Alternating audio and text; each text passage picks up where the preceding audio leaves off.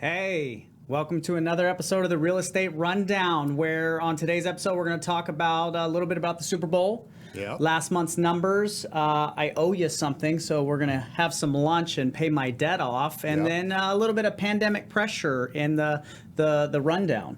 So to get it started, let's Super Bowl. Did you watch it? I did. It was an amazing Thoughts? Super Bowl. Yeah, it was a pretty good game. What'd you think of the hold that everyone was talking about, and Yeah. Well, if I was on the other side of the bet, I would have been up in You'd arms. have been pretty upset. Yeah. It was a wonky call, but that happens in games all the time, right? It does. But the NFL scripted, and that's what That's what what the Eagles were supposed to win. They So were. so that screwed all that up. I as did well. like that he admitted it. I thought Yeah. that was the coolest part. It's not often that usually in those situations Right. when it's one of those calls that, could have been a coin toss, for him Yeah. to own up to it, hey, it was a hold right away, kind of really take away the narrative. I thought that was pretty cool. But one of the more entertaining games I've experienced. I hit my bets. I think I'm 3 or 4 years in a row, so I probably should not bet next Super just Bowl. own the winnings, Yeah. keep it, Yeah. and that way it'll feel like a dub, just Yeah. in case you start going the other direction. Absolutely. Because he knows we're not built off of winners. Yes, You know that. That's So- true, and I know that. Speaking of winners, Yeah. you are the champion of the world in the first Real Estate Rundown playoff pick'em ever. You won by a lot. Yeah. I owed you lunch, and I didn't feel that the audience or the viewers that Yeah. we have would believe that I actually took you to Nor lunch. did I, So- but look, Nick, there's a lot of weird things going on in our world right now, right? We're shooting down UFOs every other day. Balloons. And there, AI and robots are taking over the world. It's true. But one thing that remains consistent is I beat your ass in fantasy or football playoffs and Super Bowls. So, and we we're are here gonna to stick- experience a really awesome lunch that you put Yeah. together. Yeah. So I owed you. I wanted to bring it here live. I thought we could enjoy this. This is from my wife and I's favorite local Thai restaurant called Nataya's Secret Kitchen. Shout out to you guys. Very cool. Never heard and of them. my dishes that I selected are a staple for us. So on the left there, you have the golden pouches. Okay. The whole thing is edible. Okay. I was wondering about you this can eat one. the entire By the way, thing. it looks like this. It's All right. amazing. It's All right, like well. puff pastry with some mashed potatoes in it with some Okay. yellow curry sauce. We have cow soy, which is a northern Thai dish. Okay. Most of what I was told is most of the restaurants only serve southern Thai dishes. So this Right. is one of the only places that has a northern Thai dish. And then we have basil chicken, which is, very common. That's what I normally order. Most at that time. white people Yeah. know what that is. Yeah. So, Yeah. but I add green beans. Sure. And this was a little trick crunch. that Yeah. one of the servers taught me. It gives it some texture, a little crunch you to go. it. So enjoy. Thank you. While we're enjoying lunch. Some dumb guy. That's what I usually get. No, I don't know what that is. But Some dumb guy. Is You don't that get like that the one? drunken Yeah, noodles? it was a or dumb the- joke. Oh. So anyways, go ahead. All right. Okay. Please enjoy. I want thank to you. hear your live thoughts. All right. I don't know where to start here. Right in the middle. That's Yeah, the best there we place. go. So while we're enjoying lunch, I wanted to talk a little bit about the numbers. If we could go to the slide, how's that? A little spicy. You did. Have Did you the put kick, you too. got a 10 there?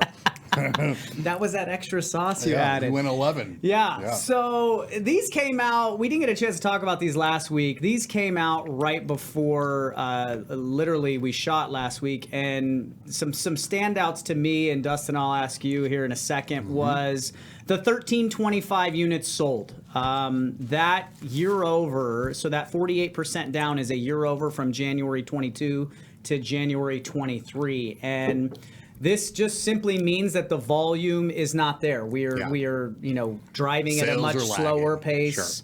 Sure. It's just not there. The second standout for me was the units available. Now that is up year over, but later in the rundown we're going to show you at 5450 that is actually a decrease, and it is the third month in a row we have seen a decline in the units available. Quite a big decrease from the big spike up, right? Yeah, You know? we were sitting at about 8,700, so about 3,000 less homes down in 90 days, which is what I believe is kind of causing the uptick in applications and escrows for us. Yeah, buyers' activity is gone way up for us, and Nice. and then getting calls from listing agents now, which is weird, Yeah.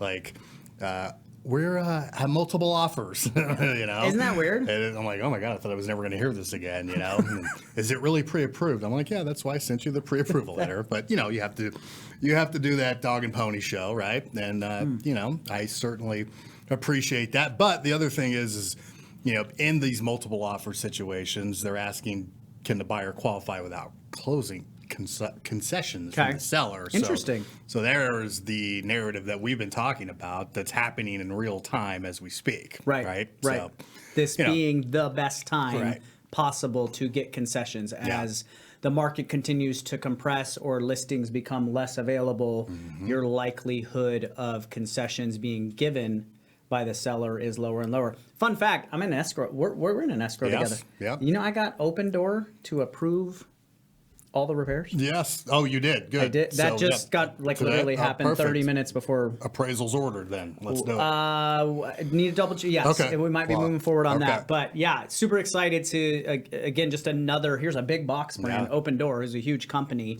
The likelihood that they fix things is Were low. they okay? I didn't know that. Like prior to this, getting them to do repairs was. They were throwing like small credits. Okay. So like it started at like 500. Right. Then we got to 12, and now we're like, hey, we just really need it fixed because Yeah. it's some bigger ticket Sure. items, which you're the lender, so we can't tell you about those. Yeah. But, No, I don't need to know. You don't need to Just know keep any of to that. yourself, But Ken. we're getting it fixed anyway, so super cool on that. And that's a little bit about what's going on with us on the housing side. Yeah. Any So look, we need new the exciting- sales is the one thing, right? That we Yeah. need to see that pick up, Yep. and I think it's going to, right? So, we're into betting, right, and figuring out, who's right, who's wrong. We've been doing pretty well, right, so far with interest rates and home prices.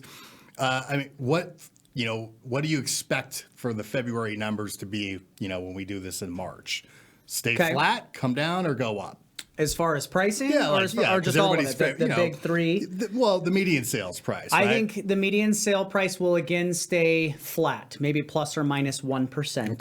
Okay. I think the volume in sales will be a slight uptick up. Yep. So it won't be 1,300, but I think it's not going to be 3,000 like we're used to a year ago. Right. I couldn't agree with you more. Yeah. And the real interesting one is the amount of inventory that will be available. I think that, if we dip below 5,000 single family homes, multiple, we're already in multiple offers at 5,600, 5,500. So what does and wait less till than we get to 5,000? normal sales, right? Because buyers are still kind of just slowly getting pulled off the fence. So I think it'll be around 5,200 if I throw a number out there. Okay. What do you see? Yeah, I kind of agree with you. I think that we're not going to go down for sales price. I think we'll either go up or maybe up or stay flat or go up about 5,000. Okay. I would not be shocked if we go 1%. up 5. Yeah, exactly. Okay. Because of again, these multiple offer situations and everything else happening. That just leads to sellers aren't going under list price as much as they were, right? So that should drive up the price. Yeah, I think, we didn't get a huge avalanche of new buyers, but they're coming, and we'll start to see those in the forthcoming months. And everything, we'll talk about this later, is seasonal, right? This isn't normally when we see a huge amount of buyers, right? Those are coming soon, right? Absolutely. About 3 or 4 months. So, and then it comes down to interest rates, right? I think last week was the only week we didn't talk about the CPI report, right? Well, that came out yesterday, and it was good, I guess, if you want to say that. It did show that inflation year over year is coming down. However, it wasn't as good as expected, right? Right. So that was kind of a bummer, right? And that didn't help rates. Thankfully, it didn't, make them go shoot up, right? Sure. Because last week was a bad week for rates because of the unemployment numbers that came out that we talked about. A crazy 400,000 more jobs were created. Yeah. Like, what? So that's for lack of better words, a fictitious report. It'll get revised. The market now understands what's really behind that. Okay, so look, the main dragger of the CPI report and the core report that, with shelter and energy, those were the two things that went up, right? So shelter's been the one thing that's really been dragging us, right? So we'll talk about that in a second. So energy, you know why that went up, right? Because everybody in Las Vegas on Friday filled up their gas tank, right? Yeah, with the gas line in Long Beach. And how many texts did you get? I got, it was kind of crazy. I was at a gas station. We were having a party, and the requirement was to buy a gift at the gas station for $20. Couldn't be a gift card, couldn't be food, couldn't be a drink. Okay. So the random stuff that happened at this party. Anyways, the point was I'm leaving the gas station, and I was at a gas station near a metro substation. What the hell's going on? There was like 30 cop cars filling up. Oh my God. Just in case there was a fuel shortage that at least their cruisers had. Yeah. So I thought something happened. I was like, oh, what's going on? And then one officer was like, oh, there's a gas line that broke. Like my wife's definitely somewhat of a fearmonger, right? So we were going to dinner, and she's like, we have to fill up the tank. And I'm like, all right, fine. That took 20 minutes, and we go to dinner. She literally wanted to drop me off at dinner to go fill up the other car. I'm like, calm down. But I'll do it in the morning when I go to the gym. Yeah. There'll be nobody there. She wouldn't take that and had to go fill it up that night. Okay. And sure enough, when I went to the gym, there was nobody there in the gas line. But anyway, so the shelter part of the consumer price index is elevated. And we all know, look, rents have come down, right? And so have home prices. But you have to remember these reports are a 12-month lag and report, you know what I mean? They're replacing a year ago, right? So with rents going up 17%, we're starting to come down, right? But when you're interviewing or getting these surveys from people 12 months ago, they were in these high leases, right? Okay. So it's going to come together, right? And again, I keep saying May is the big May 10th, is the day. That's the date to mark on the calendars. May is the day. May 10th. Yep. Okay. And that should put us with it's going to replace an elevated report and really should push inflation down and really give a kickstart to getting rates much, much lower. Nice. Almost maybe hopefully what it did in November. I don't know that much. Again, like I said, though, we did go under 6%. That only lasted 1 day. For a day. It's a journey to get to where we need to go. It is. Rates don't go up and down in a straight line. There's going to be some ups and downs. For sure. And they're going to, next month's report should be good, and then we'll see what happens. So, okay. Love it. Not the end of the world. Not the end of the world. So one more shout out before we get to the rundown. Yeah. The UNLV women's basketball team cracked. Did you see this? Cracked I did. The top 25. Made ESPN's the little blurb. That's where I saw it. Exactly. Yeah. Now I know they've been killing it, and obviously we have the Aces now, world champs, and this is awesome for us locally. So women's team shout out.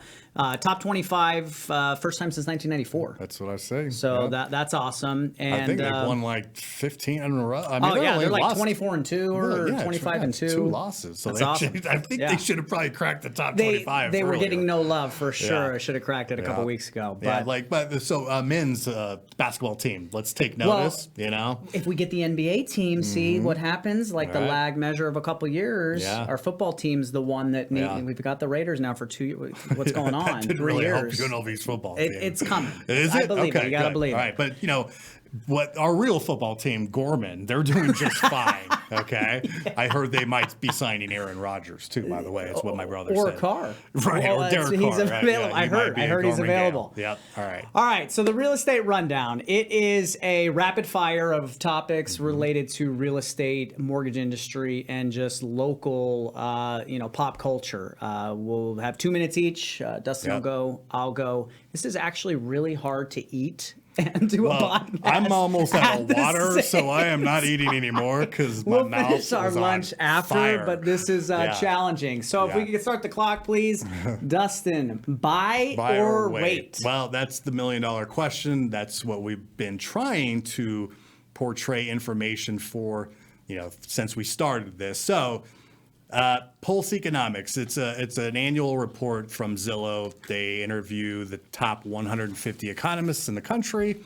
First of all, they think home appreciation in the next 5 years, the estimates will go up 23%. Pretty damn good, right? Buy a $500,000 house today with Nick, you're up about 115,000, right? And then they were pulled, back. This was, in 2022, they showed probably not the best year for home buyers, but half of them almost think this year is prime opportunity to go buy a house because of basically the things that we've been saying, right? Okay. Interest rates are starting to decline. There's a lot of added advantages for buyers out there, getting prices well elevated below what they were going for not that long ago, right? So when interest rates keep coming down, all of those things are going to change. And this is just showing you that some pretty smart fellers and women, by the way, are thinking that the same thing as us. It's a really good prime opportunities for buyers out there this year. So quit hearing all the noise, quit listening to Goldman Sachs and everything else. God, what's the Grant Cardone and Gary Vee dropping F-bombs on you, telling you never to buy a house, right? Ever. Meanwhile, Grant Cardone, he owns a $50 million house in Malibu, right? Yeah. So, we all don't have that kind of finances, right? So usually buying a house is the best way to build wealth, right? For sure. normal people. 1000%. And that's made more millionaires than anybody in the country. That's what I've heard. All right. Absolutely. Next topic. Remember. Yeah, that's all right. I'll be your 2020 vision. So listen, the point of this slide, I loved it. I just saw it yesterday, is do you see the cycle of the pattern? This was to give a visual that understanding that real estate, it's seasonal. Yep. It is cyclical. We have the one outlier there, March of 20. Do you know what happened in March of 2020? That was a pandemic. Yeah, that's the start of that. Yeah. So people panicked. They put their homes up for sale. But what I want people to see is this is from 2017 January to January of 2023. Do you see the up down? Almost looks like a rhythmic heart wave. Yeah. We have the outlier years, obviously, from 20 to kind of 22. But the takeaway is real estate is seasons. It's seasonal. Sure. We have times when there are more homes on the market during the year and times when there are less homes on the market during the year. Right. The best time to sell your home is that November to March-ish, April-ish. Okay. The best time to buy would be when there was the most inventory and it's spiking up, possibly. Yeah. We will talk about that here in a second. Now, this is national. Right. But that's going to take geographic areas that are really seasonal. No, for sure. That you can't really drive because it's snowing so much. This is not localized. Right. But the point I wanted people to really remember, which is why I titled it as such, is that real estate's seasonal. Yeah. And it's important to understand that there are patterns that we've witnessed for years of best time to buy, best time to sell. So and that pattern is pretty much clear as day, right? You don't get a better pattern. Literally than is that, like right? riding a wave, like you saw. Boop, boop, boop, boop. Same thing with on finance things that we see all the time that people get freaked out about. So got to check the charts, Nick. Right? Check the data. There's a reason why we talk about numbers, and it's for your benefit. So, Derek Carr. Yeah. Wow. Rest in peace, Derek. So R.I.P. Well, baby. Look, we knew the writing was on the wall when he got benched, right? Do I agree with it? Yeah, I do. Some diehard Raider fans think it was ridiculous that there was Derek Carr. He looks pissed off there. He doesn't look very happy. He looks like he's possessed by a demon there. But Derek is moving on, right? We tried to work out a trade, didn't work out with the Saints.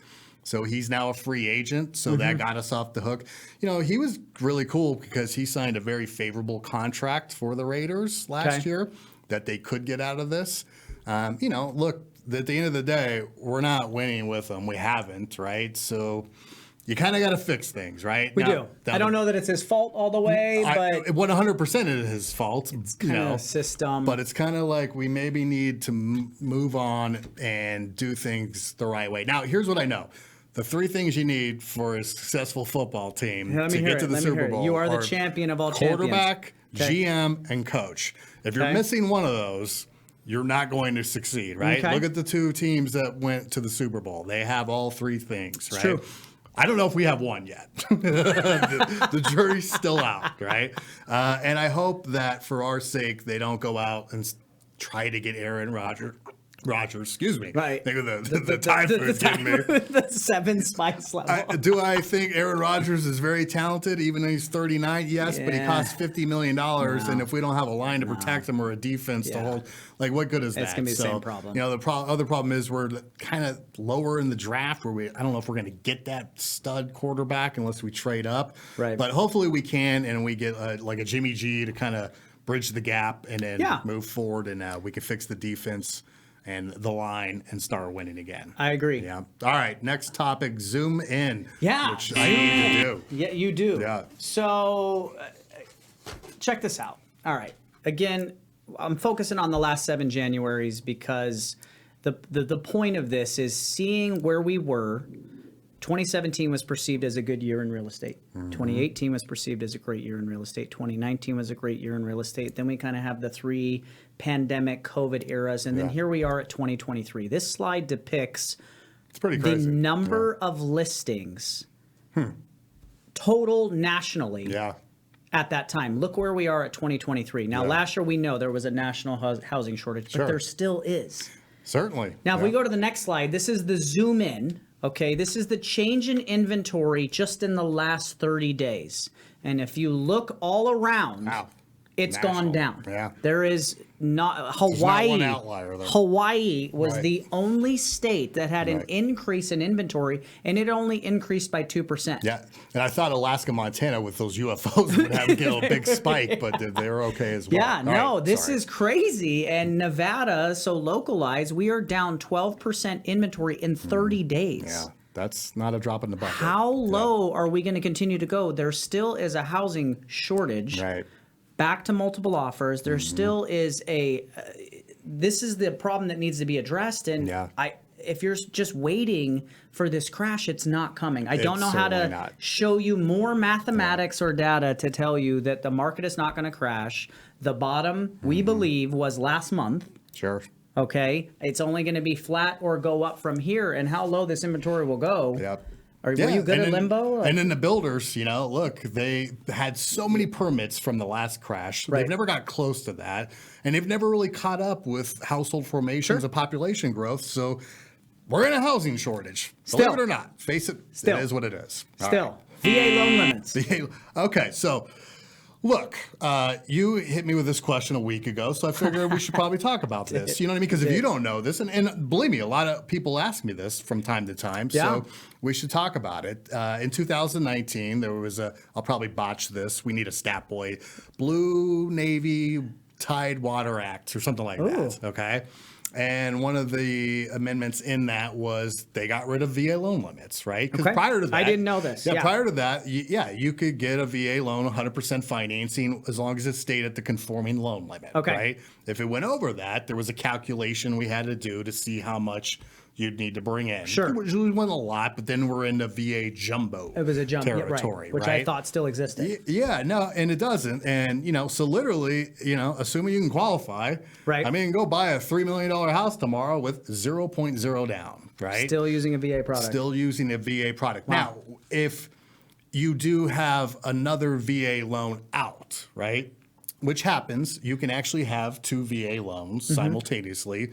Let's say that you're transferring from another state and you don't have time to sell, or you just want to keep it as a rental, you may, but that's going to limit the benefits that you have, right? So we would then need to get your, some paperwork and basically figure out the deed that you owe. Right. And there's a calculation on that, right? To see how much you can go up to, right? Without a down payment. So again, no VA loan limits anymore. There are for FHA. We know those went to about $495, right? And then conforming loan limits went to $726,000, which is crazy because it wasn't that long ago. We were at $400,000, right? But with VA, again, no loan limits. And I have like 8 seconds left on VA no loan limits, and I'm just gonna. I'm gonna ask you a question and final thoughts on a scenario for that. All right, last one: pandemic pressure. Pandemic pressure. So, COVID. Check this. Well, before we get there, real quick, percentage change over the last 5 years. Okay. 74% in the state of Nevada, meaning if you bought a home and you've owned it for at least the last 5 years, you have a 75% appreciation. Which is insane. Which is awesome. Yeah, Okay, that's amazing. Don't expect that Let's go to the next slide, Rick. So people during COVID... FOMO. Yeah. Fear of missing out or paralysis by analysis. Yeah, there was this. It was one or the other, right? People were put in a pressure cooker. They had to perform. There was no properties. You had to. Am I selling? Am I not? Am I buying? Oh my gosh, it's just crazy. It's madness. Overpaying. So we have half the population going, you know, maybe I regret what I bought. I overpaid a little bit. It's not exactly what I wanted, but I was nervous and I bought this home. Because and the only offer I got accepted. Yeah, right? now I've settled and maybe I'm not in the right spot I want to be. Or I did nothing. Okay, I sat on it, which is totally fine. You still made more money, but now you're in a market that has the opportunity for you to make that change. Sure. So either way, if you're not happy because you bought something too quickly, didn't have the opportunity to like really request repairs or really understand that den, did I need it, did I not, oh, I needed a 4th bedroom, or you did nothing and because you did not want to participate in the mad dash, now's the time. Like I want to drive it home that these next 60, 90 days is going to be your opportunity. I feel best to make that change, take advantage of the concessions, and then have the opportunity to potentially refinance 6 months down the road. Absolutely. So, final thoughts. I wanted to bounce something off of you. So, on that entitlement piece, when someone already has the home and you said that they can, you know, they already have a mortgage maybe in another state, maybe they got reload, military, got restationed. So let's say they own a home in Texas and now they're reloading to, you know, Nellis, going to buy a home in Vegas. What is that percentage down after they've maxed their entitlement, or how would that work? We have to do that calculation. We have to take the loan amount that they have, and it's it's not that hard, but it's hard. I can't explain it. It's not just 10% or 2%. So there's actually a few a factors formula. that are So we gather up a few docs and spit it out. Basically. Got it. Okay. You know what I mean? I wanted to. That was the scenario we had. Is he he had a property in Hawaii. He was going to reload. Was trying to buy the second property. And honestly, it's usually higher than you expect. You know what I mean? Okay. Or and the times that we've done it, it's really right there, and maybe they've come in with $10,000, right? Got it. So okay. Assuming they're not trying to go buy $1 million house and they already have a $700, you know what I mean? So it just depends, you know what I mean? So, gotcha. But look, it's really easy to figure out, and we can do it for you. Okay. So food. This was way harder than I anticipated. We can't talk and eat at the same time. It is. What and I'm scared to eat because I burned my mouth up. But dude, this looks delicious. Again, who was the restaurant? Because Nataya's Secret Kitchen. Yeah, because this is quite honestly the few bites that I've had. It's the best Thai food I've ever had. Oh, right? Love that. Awesome. I've been to them all. Right. Okay. Some of them are a little overrated. They are claimed the goat of Lotus or whatever it is. They're okay. You know what I mean? It's a little pricey for me, man. It is pricey, but it's great to find, local establishments that are a little hidden, that do things the right way, and hopefully, we can get the word out. And where's it at again? Lake Mead. So they have a couple locations. This one's the one that I like the most, Lake Mead and Rampart area, and then they have one in the northwest, kind of Centennial Hills area. It's a little smaller. There you go. But yeah, super delicious. We go often. Wednesdays wine night, like half off bottles of wine. There you go. I'm liking that. Yeah, fantastic. So Thai food, is that your top of the top? I'm just all food. Yeah. Good food, right? Solid food, must have solid. As you know, I added green beans for texture. Yeah. Like I'm that deep into it. Yeah, you are a foodie. I am as well. Yeah, when I get bored, I watch cooking shows. And I can literally just get zoomed out. I'm like, it's amazing, right? Yeah. So cooking is it's great, because just to feed somebody and you've created that, you know what I mean? That's everything. It's a connector for sure. I think is. I had a client tell me once that the second you break bread or we break bread, we go from that business relationship to family. 100%. And it's a connector. It always will be. And I appreciate the lunch. I wasn't expecting this, and man, great information today. The market is certainly picking up. It is. Again, if you're thinking about buying, you probably should call us and, not be a negative Neil and sitting there on the fence. However, we may have some information on negative Neil. He filled out that loan application. Nice. So okay. hopefully you can call in a 900 or Yeah, he didn't have a 900 score because that didn't exist. So I don't want to break his heart, but he did have a good credit score. Nice. So we'll see what happens. So, all right, I will. How will they get a hold of you, Nick? Yeah, best way to get a hold of me is right there. My phone number, that's my direct line, 702-289-5200. Call or text anytime. Dustin, how about you? Yeah, same with me. 702-217-3009. Call or text or email. All right, great show, my friends. Yeah. I will see you next week. All right? Sounds good. Thanks, guys.